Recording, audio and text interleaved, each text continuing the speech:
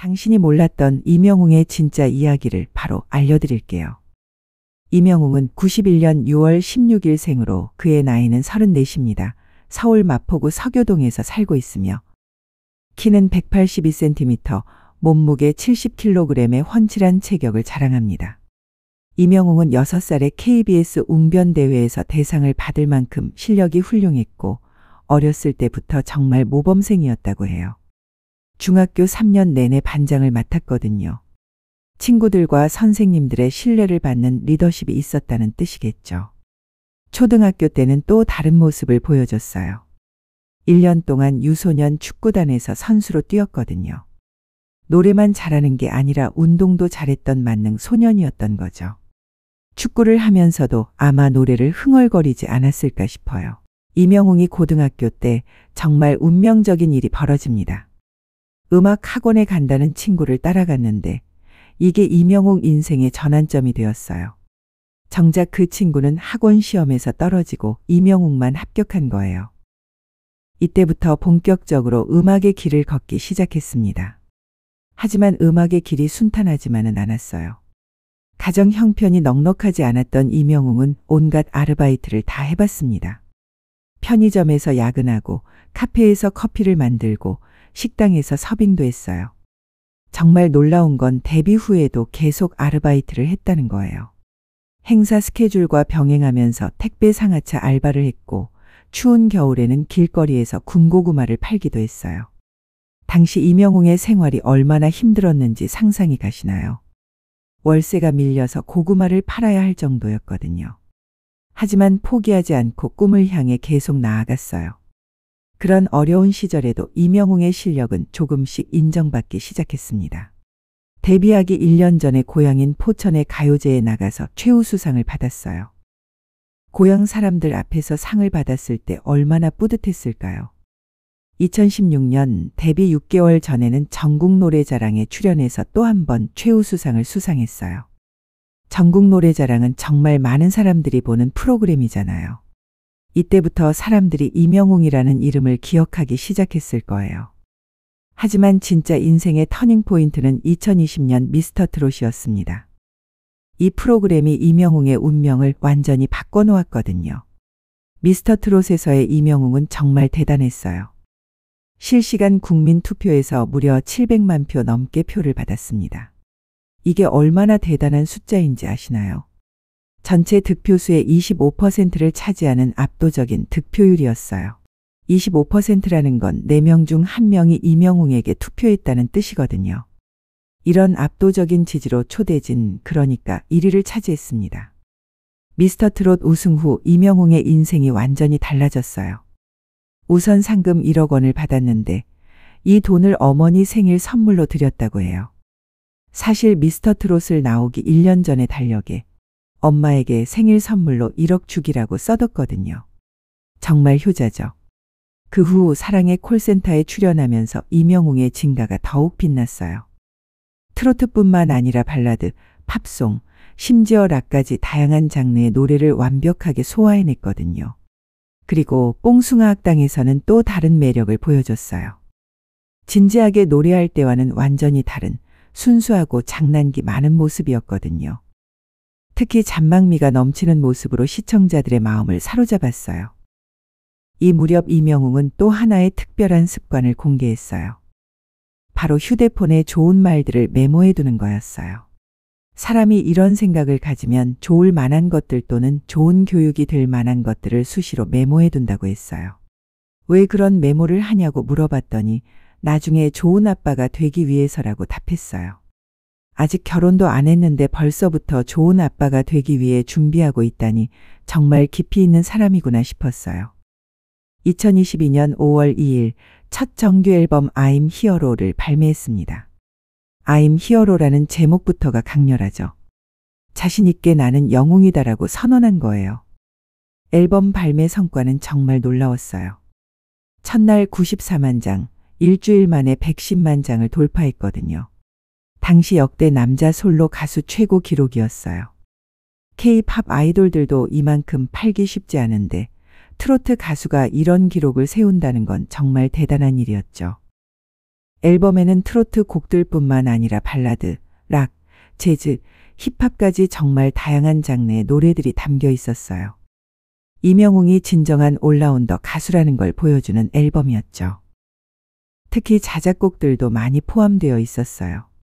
이명웅이 직접 작사, 작곡에 참여한 노래들 말이에요. 가수로서뿐만 아니라 음악적 창작 능력까지 갖춘 완전체 아티스트의 면모를 보여줬어요. 그리고 2022년 잊을 수 없는 서울 월드컵 경기장 콘서트가 열렸습니다.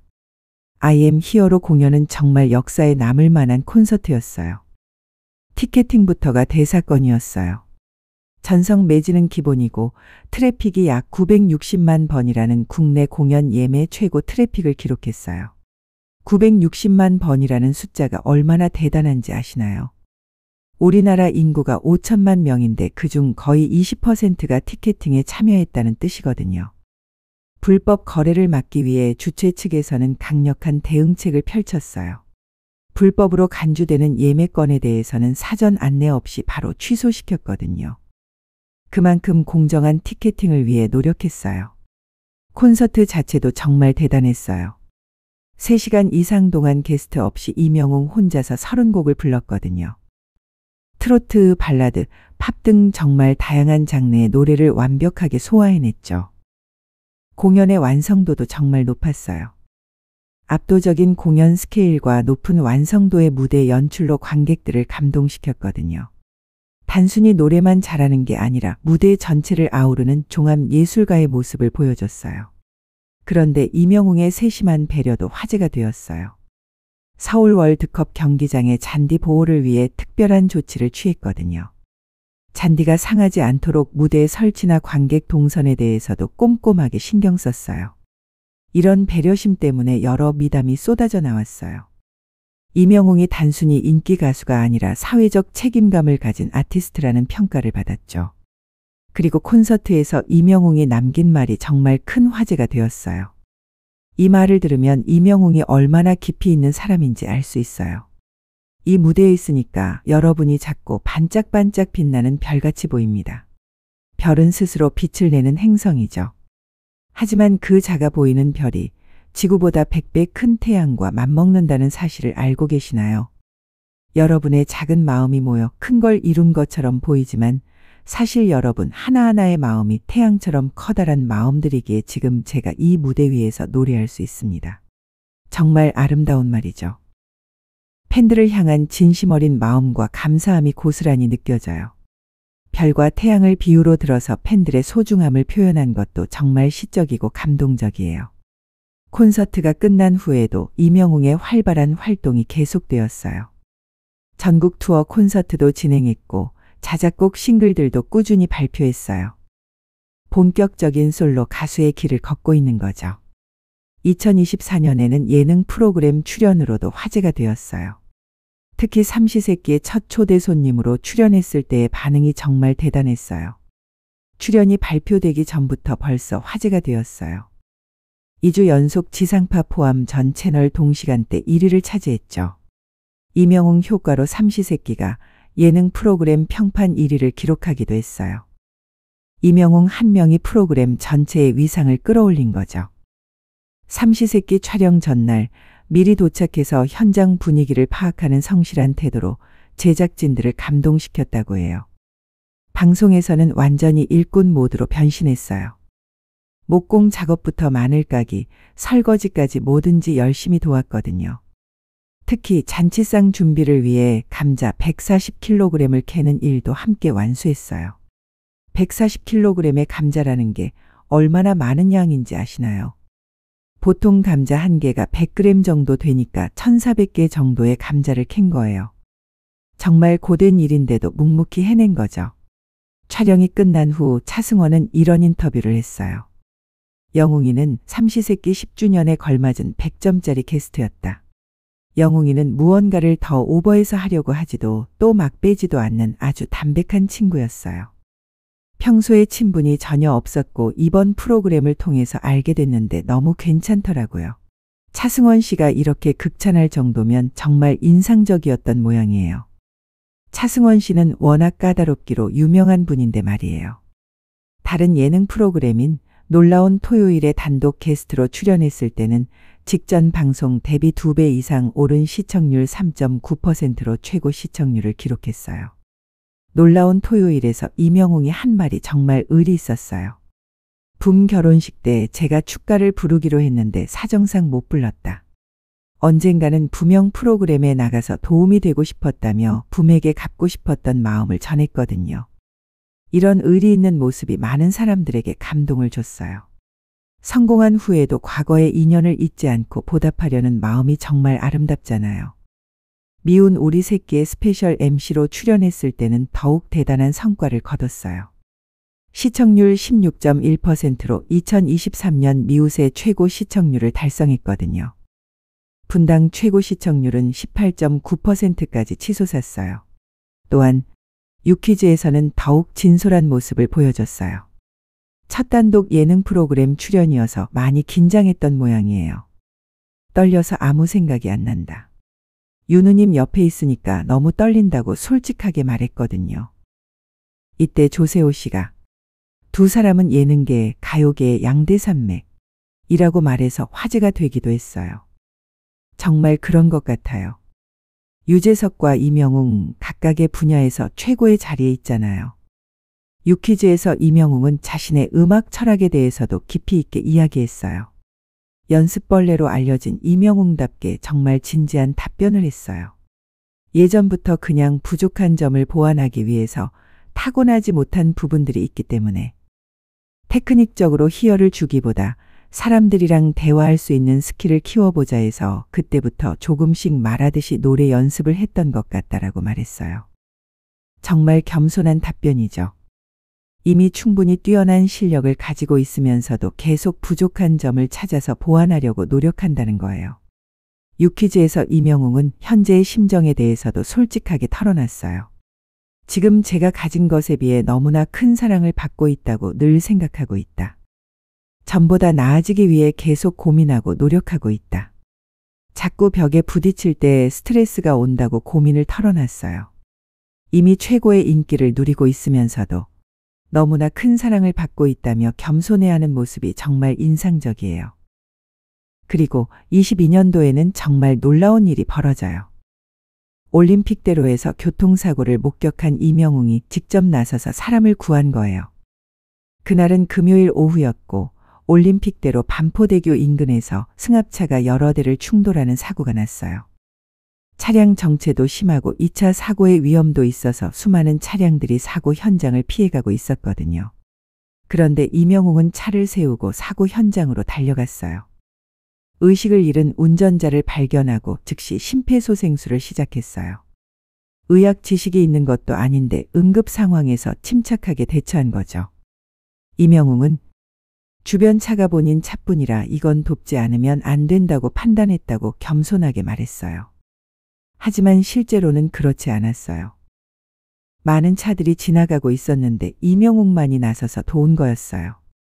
그날은 영하 9도의 추운 날씨였는데도 자신의 겉옷을 벗어서 환자에게 덮어줬어요.